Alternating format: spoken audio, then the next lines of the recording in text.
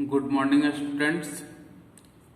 हम लोग अध्याय 3 में pair of linear equation in two variables यानी दो चर वाले रैखिक समीकरण युग्म को सॉल्व कर रहे थे। इसमें हम लोग एक्सरसाइज 3.4 का क्वेश्चन नंबर 2 का 1 तक सॉल्व कर चुके थे। आज हम लोग क्वेश्चन नंबर 2 का 2 से सॉल्व करेंगे। तो क्वेश्चन नंबर 2 का 2 में हम लोग का दिया हुआ है कि 5 वर्ष पूर्व नूरी की आयु सोनू की आयु की 3 गुनी थी। हम लोग पहले दोनों की आयु को वर्तमान आयु को मान लेंगे। तो माना कि नूरी की वर्तमान आयु बराबर x वर्ष, ठीक है। और सोनू की वर्तमान आयु बराबर हो जाएगा y वर्ष। चलेंगे प्रश्न से या स्थिति 1। हम लोग स्थिति 1 में चलेंगे। स्थिति 1 है 5 वर्ष पूर्व हम लोग को चलना है। सबसे पहले 5 साल पहले का हम लोग बात करते हैं। 5 वर्ष पूर्व, जैसा कि हम लोग जानते हैं कि 5 वर्ष पूर्व यानी कि बीता हुआ वर्ष को बोला जाता है। यानी कि 5 साल पहले हर एक का आयु जो है वो 5-5 वर्ष घट जाएगा। तो 5 वर्ष पूर्व पहले नूरी का आयु हम लोग लेते हैं। नूरी की आयु बराबर हो जाएगा x - 5 वर्ष, ठीक है। और सोनू की आयु हो जाएगा y - 5 वर्ष। 5 वर्ष पर पहले दोनों का आयु, नूरी का x - 5 और सोनू का y - 5। अब हम लोग बात करते हैं प्रश्न से। हम लोग इसमें जो सिचुएशन दिया हुआ है उसको अब हम लोग देखते हैं। तो प्रश्न से दिया हुआ है कि 5 वर्ष पूर्व नूरी की आयु सोनू की आयु की 3 गुनी थी। यानी कि सोनू की आयु की 3 गुनी, यानी सोनू की आयु को हम 3 से अगर गुना कर देते हैं तो नूरी की आयु के बराबर होता है। तो नूरी की आयु हम लोग का क्या है x - 5 और सोनू की आयु है y - 5। तो ये 3 गुना हो जाएगा, ठीक है। तो दिस इम्प्लाई, जब इसको इक्वेशन में कन्वर्ट कर देते हैं x - 5 इक्वल टू 3y - 5 3 जा 15। तो this implies x - 5 - 3y plus 15 equal to 0। तो दिस इम्प्लाइज हो जाएगा x - 3y प्लस 10, क्योंकि 15 में -5 होगा तो प्लस 10 बचेगा, इक्वल टू 0। ये इक्वेशन नंबर 1। अब हम लोग नेक्स्ट सिचुएशन में चलते हैं, स्थिति 2 में। स्थिति 2 हम लोग का क्या है कि 10 वर्ष बाद का बात करना है, यानी पश्चात का। तो हम लोग लेंगे सेम प्रोसेस से 10 वर्ष बाद में एज जो है प्लस होता है, ठीक है। तो 10 साल बाद सबसे पहले हम लोग नूरी की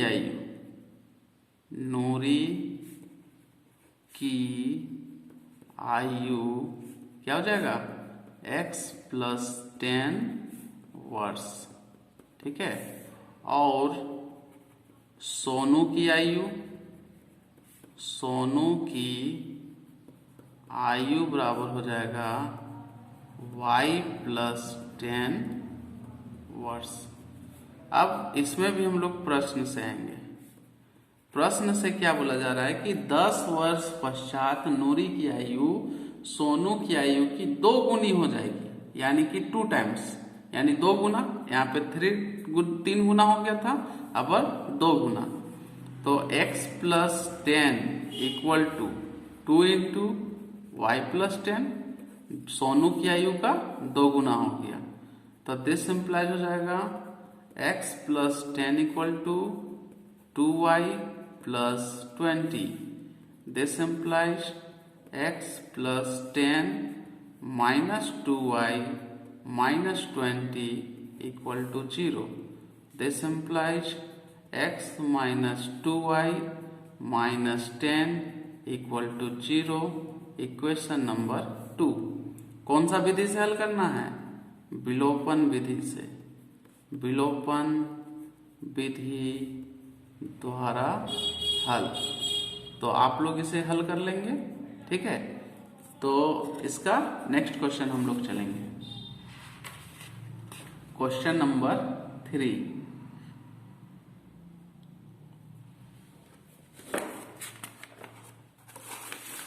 क्वेश्चन नंबर 2 का 3 हम लोग चलते हैं। तो इसमें क्या प्रश्न दिया हुआ है?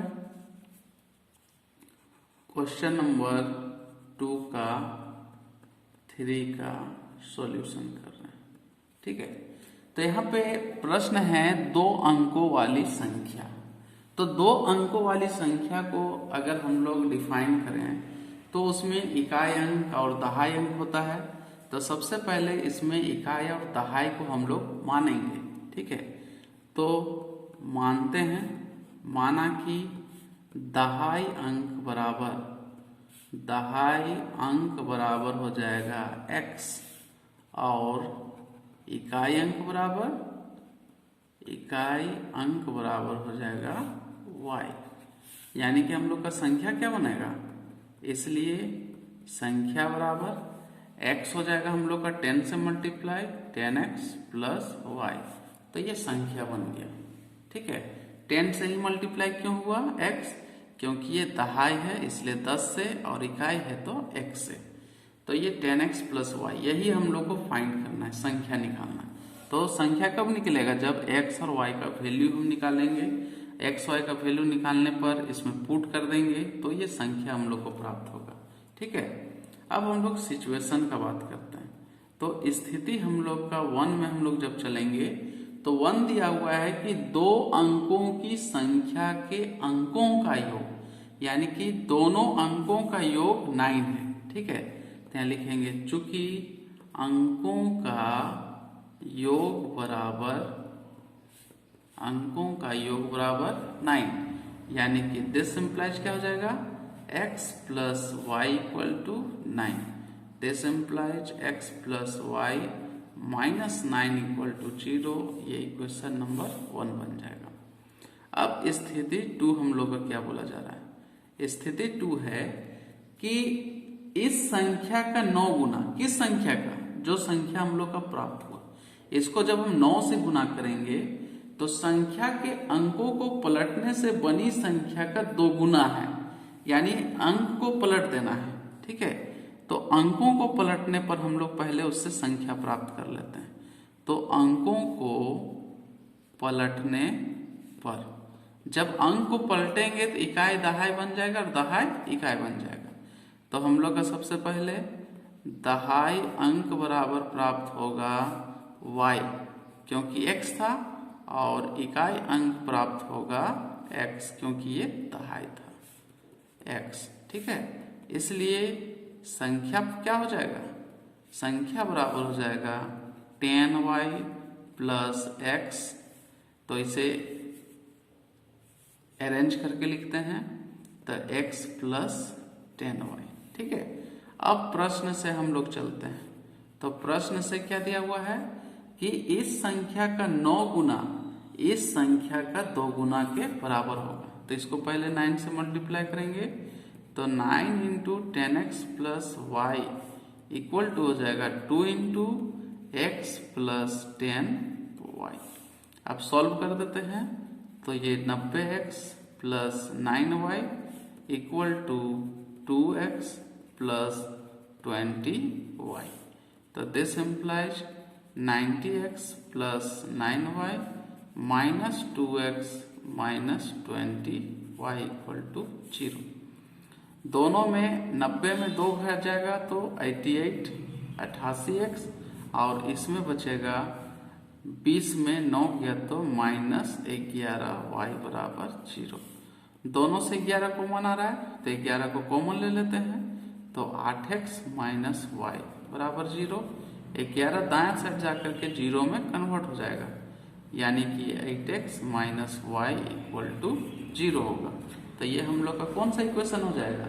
ये हम लोग का बनेगा इक्वेशन नंबर 2। ये हो गया इक्वेशन नंबर 2। तो दोनों इक्वेशन को सॉल्व कर लेना है।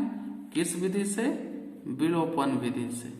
विलोपन विधि सबको पता ही है, इसी विधि से आप लोग इसे भी हल कर लेंगे। ठीक है, नेक्स्ट हम लोग चलते हैं क्वेश्चन नंबर 2 का 3। क्वेश्चन नंबर 2 का 3 का सॉल्यूशन। इसमें दिया हुआ है कि मीना रुपया 2000 निकालने के लिए एक बैंक गई। एक बैंक में वो 2000 रुपया निकालने के लिए गई, तो जो कैशियर था वो उसे 50 रुपया का 100 रुपया का नोट दिया। ठीक है, तो मीना ने कुल 25 नोट प्राप्त किए। टोटल नोटों का संख्या कितना है? 25। तो इस पर एक सिचुएशन इससे बनेगा। ठीक है, उसके बाद है उसने रुपया 50 और रुपये 100 रुपये के कितने कितने नोट प्राप्त किए, ये हम लोग को निकालना। तो इसमें हम लोग कंसिडर कर लेंगे किसको?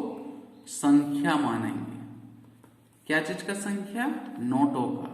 ठीक है, तो रुपया 50 वाले नोटों की संख्या बराबर, नोटों की संख्या बराबर x और रुपया 100 वाले नोटों की संख्या बराबर y। ठीक है, 50 रुपये वाले नोटों की संख्या x हो गया, 100 रुपये वाले नोटों की संख्या y हो गया। अब आते हैं स्थिति में, यानी कि इसका सिचुएशन में। तो स्थिति 1 हम लोग का क्या है कि नोटों का कुल संख्या पहले 25 है, तो लिखेंगे चूंकि कुल नोटों की संख्या, नोटों की संख्या बराबर 25। हम लोग के पास तो दो ही तरह का नोट है, 50 और 100 रुपये वाले, यानी ये दोनों को जोड़ेंगे तो 25 के बराबर होगा। तो दिस इम्प्लाइज हो जाएगा x प्लस वाई बराबर 25, यानी कि this implies x plus y minus 25 बराबर 0। ये इक्वेशन नंबर 1। अब स्थिति 2 हम लोग किसे बनाएंगे पता है? नहीं, स्थिति 2 हम लोग बनाएंगे जितना वो नोट निकालने के लिए गई। तो कितना नोट वो निकालने, कितना पैसा निकालने के लिए गई थी? 2000 रुपया। तो लिखेंगे चूंकि कुल राशि, राशि हम लोग का कितना है? बराबर है रुपया 2000। अब ये 2000 कैसे प्राप्त होगा? 50 रुपये वाले का नोट जितना है उसको 50 से गुना करेंगे और 100 रुपये वाले नोट का संख्या जितना उसको 100 से गुना करेंगे। तो इसलिए हो जाएगा 50 गुने x, ठीक है, प्लस 100 गुने y बराबर 2000। ठीक है, 2000 कैसे मिला? 50 रुपया से गुना किए उसके नोटों की संख्या, 100 से गुना किए उसके नोटों की संख्या, तो ये 2000 के बराबर होगा। दोनों को हम लोग गुना नहीं करेंगे, दोनों से 50 को कॉमन ले लेंगे। 50 कॉमन लेते हैं तो x प्लस 2y बचता है, क्योंकि 50 दूनी 100 होता है, बराबर हो जाएगा 2000। अब ये 50 को उधर ले जाके भाग में कर देंगे, तो x प्लस 2y बराबर 2000 बटे 50। तो एक एक जीरो कट गया, 5 से 5 चौके 20, 40 बार में। तो this implies x plus 2y minus 40 बराबर 0। ये इक्वेशन नंबर 2। इसे कौन विधि से हल करना है? विलोपन विधि से। तो विलोपन विधि द्वारा हल, तो विलोपन विधि से इसे भी आप लोग हल कर लेंगे। ठीक है, अब इस प्रश्नावली का हम लोग सबसे अंतिम प्रश्न आते हैं। इस प्रश्नावली का सबसे अंतिम प्रश्न, तो सबसे अंतिम प्रश्न क्वेश्चन नंबर 2 का 5, इसका सॉल्यूशन हम लोग करते हैं। 2 का 5 में हम लोग का क्या दिया हुआ है कि किराए पर पुस्तक देने वाले किसी पुस्तकालय का प्रथम 3 दिनों का एक नियत किराया है, यानी कि एक लाइब्रेरी है जो रेंट पे किताब देता है। ठीक है, तो फर्स्ट 3 डे के लिए वो फिक्स उसका है अमाउंट, यानी कि पहला 3 दिन के लिए जैसे 10 रुपये लेना है, ठीक है। अगर कोई भी व्यक्ति 10 दिन के लिए किताब रखता है तो 3 दिन का अलग लगेगा और 7 दिन का अलग लगेगा, वो दिन के अनुसार लगेगा, 7 दिन का अलग, ठीक है। तो इसमें हम लोग मानेंगे भी उसी के अनुसार, माना कि तो नियत किराया और प्रति अतिरिक्त दिन का किराया हम लोग को निकालना है। तो सबसे पहले हम लोग नियत किराया ले लेते हैं, तो लिखेंगे नियत किराया, नियत किराया बराबर हो जाएगा रुपया x, क्योंकि रेंट हमेशा रुपया में होता है, ठीक है। और प्रत्येक अतिरिक्त दिन का किराया, प्रत्येक अतिरिक्त दिन का किराया बराबर हो जाएगा रुपया y, ठीक है। नियत किराया x हो गया और प्रत्येक अतिरिक्त दिन का किराया y हो गया, ठीक है। अब हम लोग आते हैं सिचुएशन के अनुसार। स्थिति 1, स्थिति 1 है कि 7 दिनों का सरिता ने 7 दिनों के लिए एक पुस्तक, उसके लिए वो 27 रुपया अदा की है, ठीक है। तो 7 दिन के लिए हम लोग चलेंगे पहले स्थिति 1 में, तो लिखेंगे 7 दिनों का किराया बराबर है रुपया 27, ठीक है। अब इसे 2 टर्म में बांटना है, क्योंकि नियत किराया 3 दिन के लिए फिक्स है तो वो तो x ही होगा, और प्रत्येक अतिरिक्त दिन तो 4 दिन ही तो एक्स्ट्रा हो रहा है ना। तो ये हम लोग का किस तरह इक्वेशन बनेगा, x + 4y = 27। This implies x + 4y - 27 = 0। ये इक्वेशन नंबर 1। यहाँ पे अगर समझ में नहीं आया फिर से बता रहे, ठीक है। 7 दिन मतलब हो गया 3 दिन नियत यानी फिक्स और 4 दिन एक्स्ट्रा, तो प्रत्येक अतिरिक्त दिन के लिए y किराया है ना, तो ये y 4 से मल्टीप्लाई हो जाएगा। तो ये x 3 दिन के लिए और ये 4 दिन के लिए, तो 4 और 3 7 दिन, तो 7 दिन के लिए 27 रुपया। इसके बाद नेक्स्ट सिचुएशन है कि सुशी 5 दिनों के लिए 21 रुपया अदा करती है, ठीक है। तो हम लोग का स्थिति 2 में आएगा। स्थिति 2 क्या है, 5 दिनों का किराया, तो लिखेंगे 5 दिनों का किराया है, किराया बराबर रुपया 21 रुपया, ठीक है। 5 दिनों का किराया कितना है, 21। तो इसका इक्वेशन क्या बनेगा, x + 2y, क्योंकि 3 और 2 5 हो गया, तो 3 और 2 5 बराबर हो जाएगा 21, यानी दिस इम्प्लाइज x + 2y - 21 = 0। ये बनेगा इक्वेशन नंबर 2। इसे भी विलोपन विधि से ही हल करना है, तो विलोपन विधि द्वारा हल। तो समझ में आ गया होगा आप लोग को सभी इक्वेशन कैसे हम लोग निकालें, और जितने भी इक्वेशंस को बतलाया गया है, यानी क्वेश्चन नंबर 2 का 2, 3, 4 और 5, ये चारों इक्वेशंस को आप लोग सॉल्व कर लेंगे विलोपन विधि द्वारा, ठीक है।